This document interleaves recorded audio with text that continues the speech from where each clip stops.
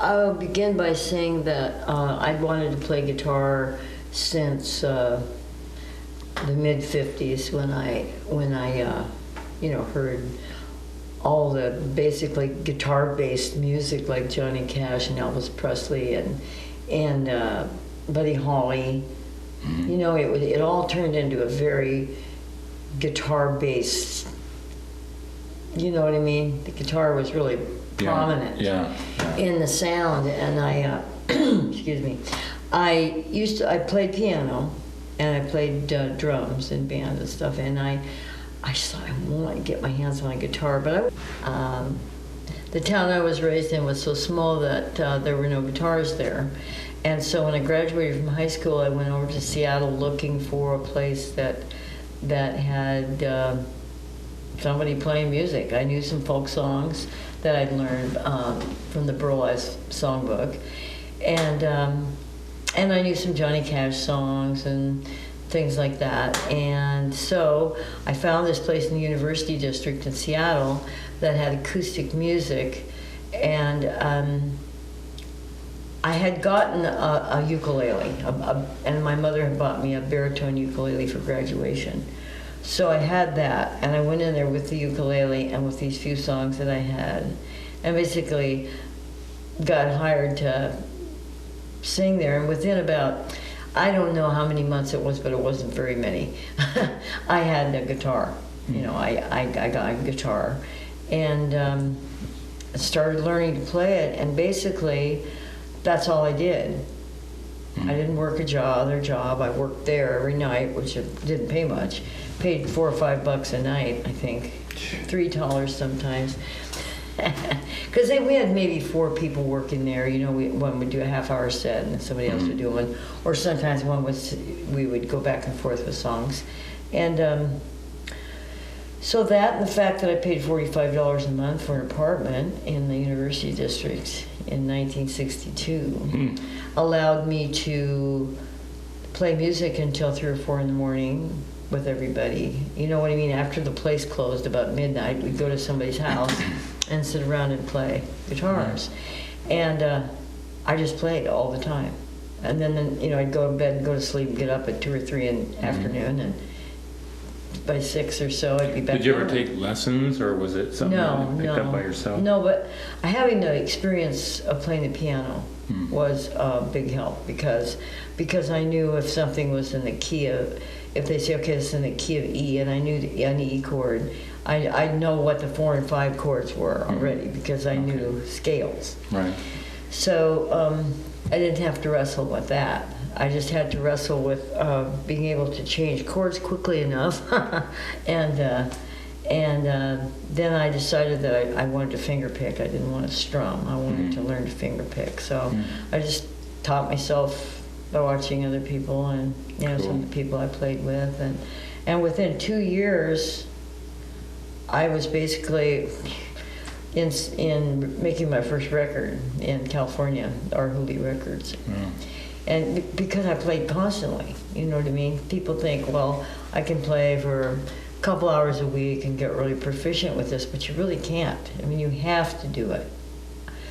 There's a Suzuki method where you can do 15 minutes of intense practice, focus practice, and then pick it up 2 more times during the day, or 3, and do 15 minutes practice. I mean, that works in the Suzuki method, so I'm thinking it probably work. I try to tell my guitar students that sure worked with Suzuki, so why not try it? You know, that's not the way I did it, but.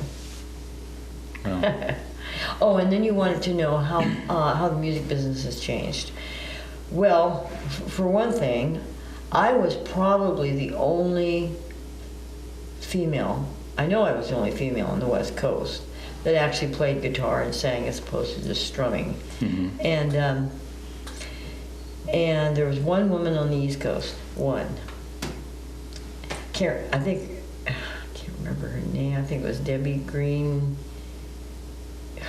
Cannot remember. All I remember is she married Eric Anderson. Debbie Green, I think that was her name. Right. But anywhere, the competition was, nobody. Yeah, I mean, there was Judy Roderick, and there was Judy Hinsky, and there was, Judy Collins was getting started and stuff, but they were more vocal and really entertaining and stuff, but I preferred to concentrate on both the guitar and my voice. I keep hitting this mic, which is probably not helping. That's all right.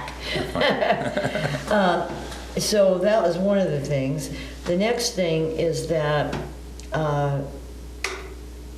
we had to contact everybody either by phone or sending actual mail out to tell people where we were playing, unless it got to the point where it was in the papers and in all the stuff.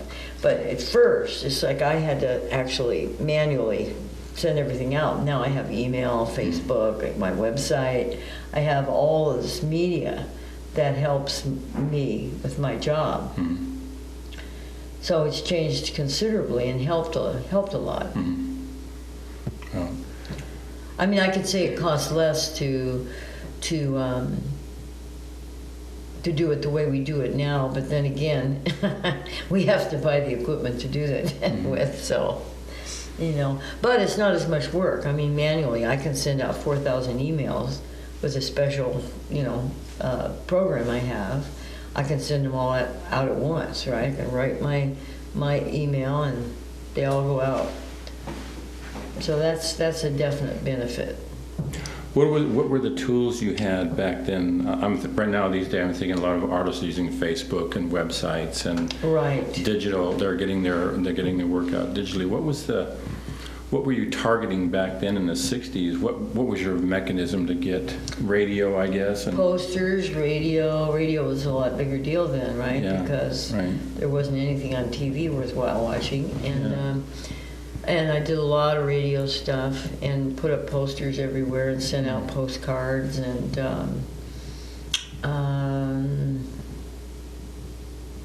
it was kind of hard. I mean, we didn't think of doing things like mailing lists at that point.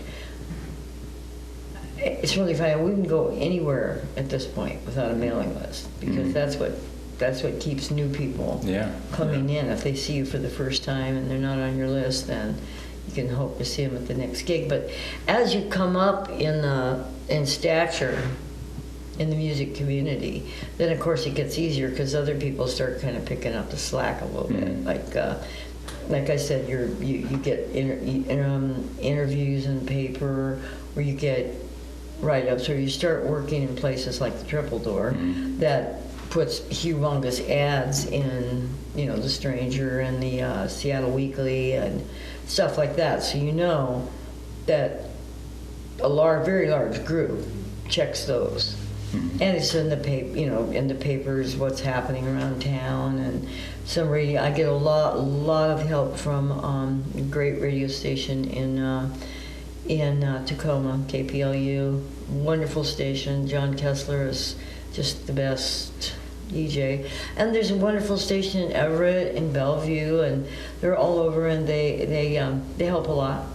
We send the schedules out, and they, Cool. read it on community events or whatever. Touring. I've heard that, it makes sense too that when you break out of a local realm and start touring in a region in the country and become a national act, you expand your draw and you expand your reach, and sometimes I understand bands don't like to be known as just a local band that does the bar, but breaking out of that or expanding your horizons to tour regionally and nationally. That's one thing is and come out of it without losing money. Yeah. So especially when I look at your schedule, you're all over the place, and it's like, okay, when am I going to see Alice again? You're have to look down the road because you go into Oregon, you go all over the place. So that's very cool. And well, for just getting back from Bermuda and Chicago, Chicago's been a place that I've really wanted to play for a long time. So I did a lot of playing. I played almost every day. I was there for a week, and I'm planning on going back maybe 3 times a year or so, because that's the only way you can do it. I mean, it's not like you have to start from the ground up It's not like you're an unknown, but you're an unknown there. So that means you need extra help, right? I mean, you can be they can be directed to your website or whatever, listen to music, but the word has to get out. You know, if somebody sees, say you're at the Kingston Mines in Chicago, they see some name on the marquee, they say Alice Stuart. Who's Alice Stuart? Yeah. They don't know. So without having the benefit of a management company or a booking agent, which I think I do have a booking agent in Chicago, I'm definitely on track with one. Well, I'm hoping it comes through. That without those two things, you have a lot of trouble, because booking agents and management have relationships with newspapers, with the radios, with everything. You know what I mean? Right. And I think you break into their Blues Wax is on. Isn't it? That's on Sirius, isn't it? No, it's on the other one. What's the other one? Sirius Satellite. And what's the other one? X. Clear. Something X. No. Well, I can't think what it is right now. Shame on me. But Bill Wax has a program called Blues Wax, and he likes my music a lot, so he plays me on that, and that goes all over, right? But what I need to do at this point is get recognized by Blues Review, Guitar Player magazine. I was I on the cover of that one? I don't think so. But I was featured in Guitar Player magazine in 1972 or 3, 4, somewhere around there. And now, it's hard to have the time of day from them, because I don't have a management thing talking to them. See what I mean? Right. Can you imagine this time, at this point, how many people are writing them letters and trying to get them to break in or break out, what do you want to call it? But it's very difficult at this point. Rolling Stone did 3 stories on me, and now it's Who Are You? Because the people that are in charge now are not the people that were in charge then, and they don't remember. You know, so that's the kind of thing that if you have a management company that's willing to put money into you, and the older you get, believe it or not, the less likely they are to put money into you, because they're like, well, let's see, what's this person's lifespan, and what's it worth to me to put money into this? Yeah. Oh, is it going to make me any money? Am I going to lose money? It's just another factor, just factors into the whole scheme of Business, things. yeah. When did the Rolling Stones articles come out? In the 70s. Okay. Yeah. I'd like to read those. Do you have? I'm sure they must have some kind of online archive or something. They do, but I also have a photo that I can send you that Annie Leibovitz took of me for the Rolling Stone. Wow. It's very cool. And in fact, I finally got it. I finally tracked them down, and they sent me an actual photo and a JPEG of this. Wow. So I have the photo in like an 8x10 or something, and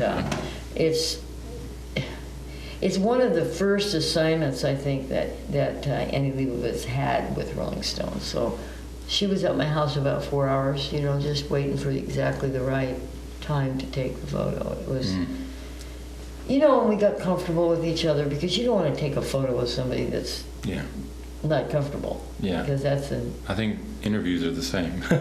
yeah, interviews can be very uncomfortable. Yeah. But luckily I've been doing a lot of them lately, so good. I'm kind of very good. Comfortable.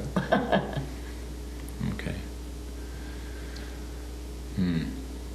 You know, when I finally met you at Crossroads, I'm just want to tell my little story.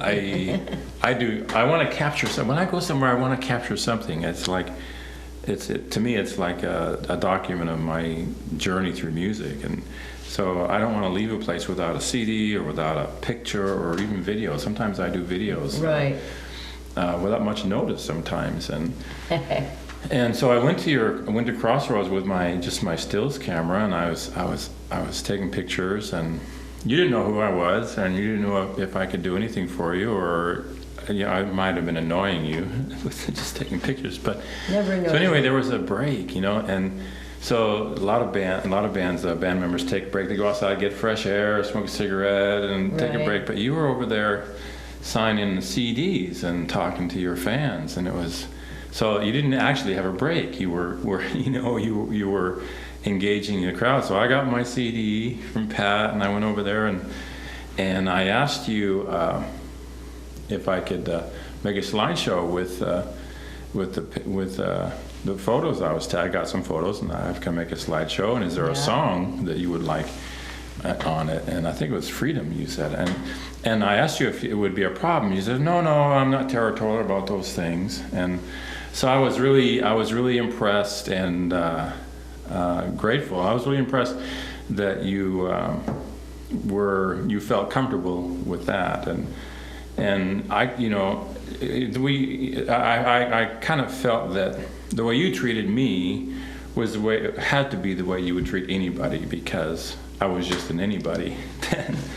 So I produced a little slideshow with a track from your CD, and it turned out very nice. But I was really impressed with your easygoing manner. It was like you're the kind of lady that everybody wants to have in their family. That's my impression. That's kind of my impression of you. Is that why my grandchildren always call me for help? Yeah, money and help. Advice. Yeah. They always say, "Grandma, I need some advice." But I'm so happy to see somebody like you with your charm still going strong in music. It means a lot to a lot of people and me, and it gives me hope that I'll learn guitar too. I can take it up again and maybe get good. Yeah. But Never give up. yeah. So maybe say a few things about music in this area and dealing with your fans now, and how do you feel about how do I put it? What are your challenges now in terms of? Well, I think. Goals, challenges, Yeah. dreams. I think attracting a younger crowd a little more. I mean, I love my fans that are, middle age and above, or closer to my. I love them dearly because they understand everything I've been through, and they understand my songs really well. But when kids are the ones that are doing the most downloading, buying, checking things out, going out. Mm-hmm. Young people go out more than older people. Right.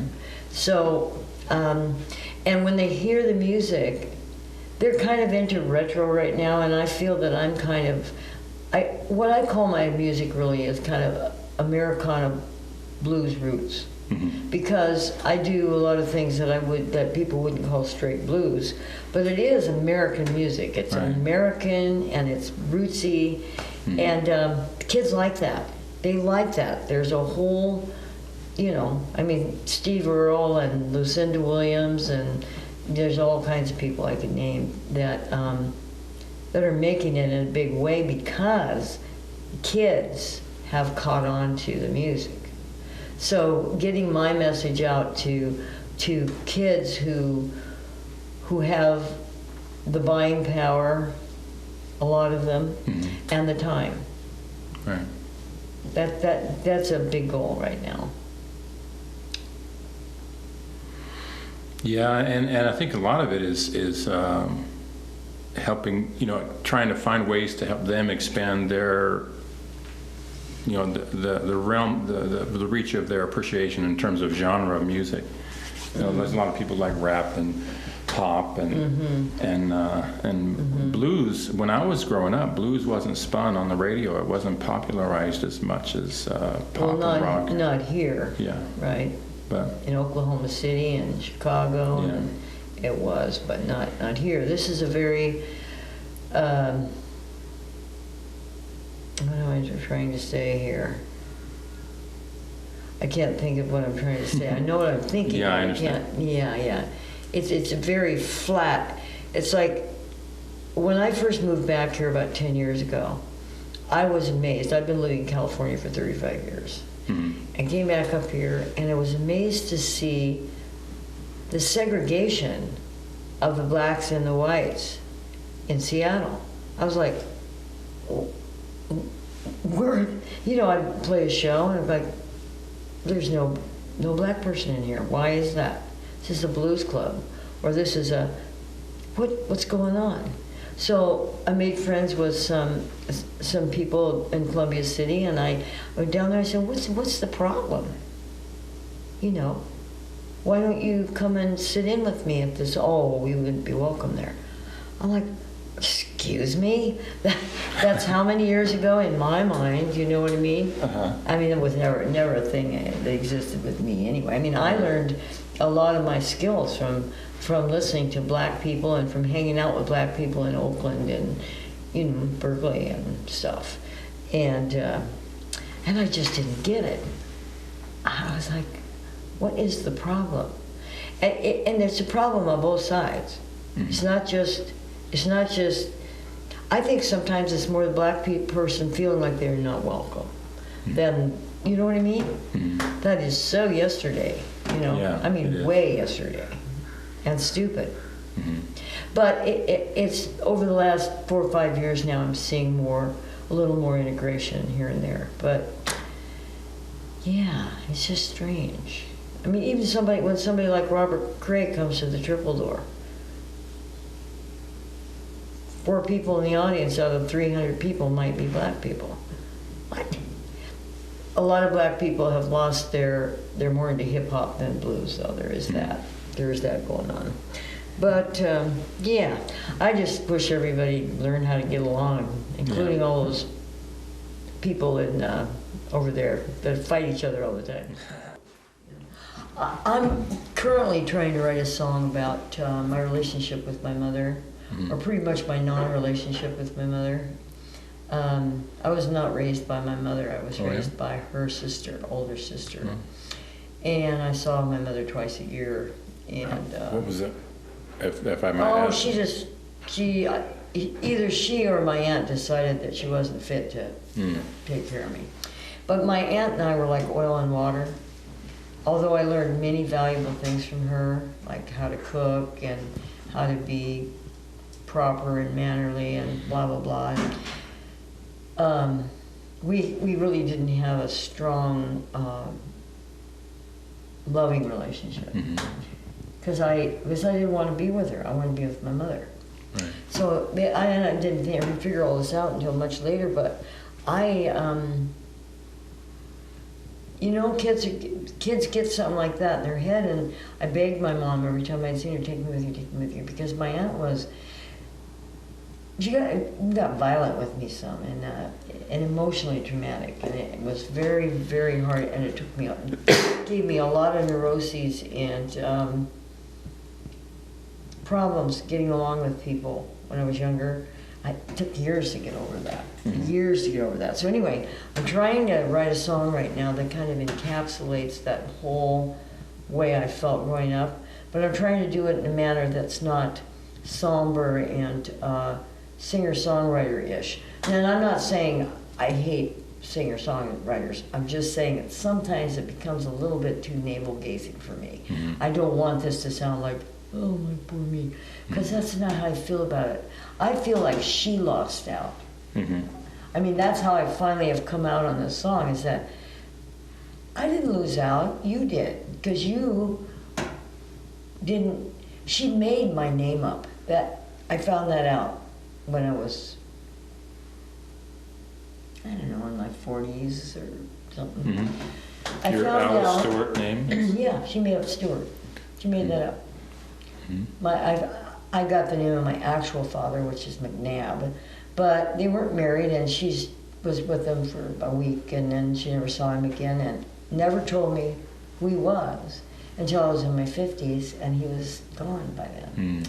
And that's just, you know, just one of the things that was irritating to me. I didn't know my name was made up. I thought my father was, on my birth certificate says his name was John Stewart, and he was a woodsman. Which I think is pretty hysterical when you think about it. But anyway, so it's this relationship. So when they found out that I was actually going to be a serious musician, I wasn't going to just play around with it and then become a typist someplace. I think they started going, oh my God, there's going to be people searching her background or something. Because I couldn't figure out why they were so kind of, it wasn't a money thing, it was just something else. I don't know what it was exactly, but I think that might have something to do with it. That and the fact that my mom loved country music, like Hank Snow, Hank Williams, Hank Thompson, all those people back in the 40s and 50s. She was a real fan. And when she would come home for a week or so, she would play all these songs and stuff. So the beginning of my song that I haven't finished yet is, you idolized Hank Williams, knew all about the stars, the names of all their children and the color of their cars. The whole point of it is, but you never did understand what I was doing. You never got it. And that kept us even further apart, because she said I was basically airing our dirty laundry in the streets with the songs I wrote, which I guess I was, but I wasn't being blatant about it. I mean, I wasn't going like, and my mother did. You know what I mean? It would be a line somewhere. And when I gave them my albums, my fantasy album, my 2 fantasy albums that I made in 70 and 72, they threw them in the garbage because they didn't like the worst of my songs. And when I found that out, it broke my heart, that other piece of my heart that was still there. You know what I mean? Like the family heart. And like I said, so I feel like through music and through my relationships with musicians in general, you know, the musicians that are near to my heart, I feel that I've gotten over a lot of that hurt and a lot of that pain. But without the music, I might have just been a raving lunatic. I mean, because I kind of was when I first left home, which was the night I graduated, by the way. Wow. I got in the car and I was gone out of there. And yeah. Huh. Wow. But now I'm okay. Are you okay? No, actually I love the name Alice Stuart. Well, I do too. It sounds a lot better than Alice McNabb, but it would have been nice to know. Yeah. Would have been nice to at least say hi to my dad, because there was no musicians on the side of the family I knew. And I got a hold of my cousin when I finally found out who my dad was. I got a hold of my cousin in Tulsa, and he told me that my dad could play anything with strings on it. So I said, see? Yeah, see? That's where my whole musical sense came comes from. Yeah. Right. Huh. A lot of people change their name to appeal to a more Hollywood, Right. you know, to create a Hollywood name, but yours was more like divinely given to you, it seems. I like you. You have a great name for music. Really? Thank you. No, I really like. Thank you. I thought, well, maybe that's why she just kept it, because it's so good. It's a great. No, it's a great. I think it's kind of hard to say Alice Stuart, but maybe Oh, not. no. You know, Sears has a clothing line called Alice Stuart, or they used to. Yeah. Yeah. Oh. Alice Stuart clothing, and I got the website. I thought for sure the website was going to be gone, you know, because they had the same spelling and everything. Yeah.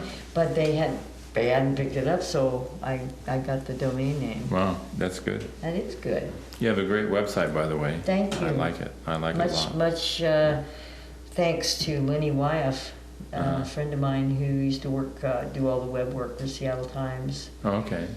It was either the Times or the PI, I'm not sure, but oh my gosh, he's just a real professional. You can tell by the website.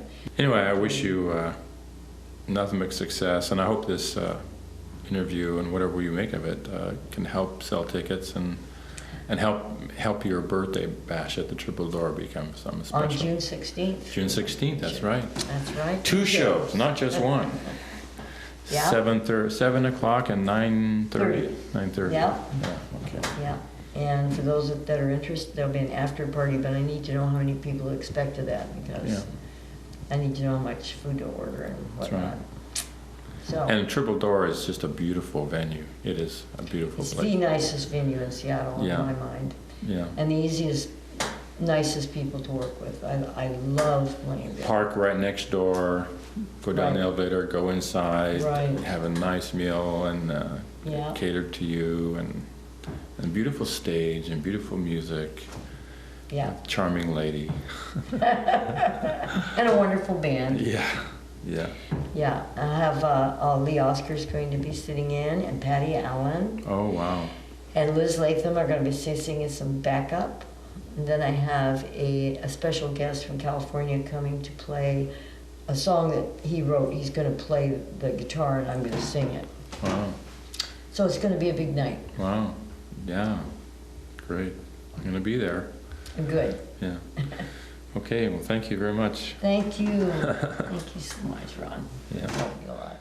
Okay.